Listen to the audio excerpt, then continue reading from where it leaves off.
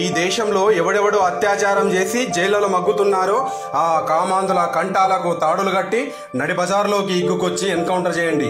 కులాల నడుమ కొట్లాటలు పెట్టి మతాల పేరిట మంటలు లేపి అంటరానితనాన్ని కొత్తగా అమలు చేస్తున్న మత పిచ్చిగాండ్లను ఉరికించి ఊరవతల పొలిమేర దాటించి ఎన్కౌంటర్ చేసేయండి. దేవుండ్ల దయ్యాల ముసుగులో అభూత కల్పనలల్లి అభాగ్యుల శీలం దోచి మంత్రతంత్రాల ముసుగులో మానవులను మంటలు కలిపే మతం రంగు పూసుకున్న ప్రతి ఒక్కడిని ఎన్కౌంటర్ చేసేయండి. మేము తలకాయ నుండి పుట్టామని, మీరు పాదాల నుండి పుట్టారని ఈ లోకానికి సొల్లుగారేటట్టు జొల్లు కూతలు కూసే తలకాయ లేని దద్దమ్మల్ని బుర్రెలు పచ్చల ఎగిరిపోయేటట్లు ఎన్కౌంటర్ చేసేయండి. ఓట్ల పండుగ నాడు నోట్ల వర్షం కురిపించి పూటకు అబద్ధాల కూతలు కూసి అసెంబ్లీలో దర్జాగా కూసున్న రీతిపాతి లేని రంగులాటగాండ్లను పట్టపగలు 10 మంది ఉమ్మిచ్చే కాడ ఎన్కౌంటర్ చేసేయండి.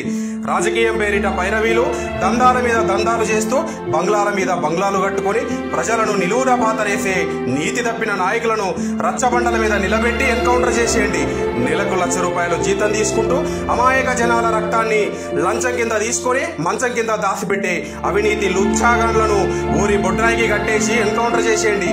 మద్యాన్ని మంచినీళ్ళ నీరు అమ్ముతుంటే, సినిమాలో కామం కాలువలై పారుతుంటే, అశ్లీలం అంగడి సరుకై ₹1 దొరుకుతుంటే, ఈ సమాజంలో పైసలకే సంకనాకి సిద్ధాంతాలను సిగరెట్లా కాల్చేసిన ప్రతి ఒక్కడిని ఎన్కౌంటర్ చేసేయండి. అందరినీ ఎన్కౌంటర్ చేయండి.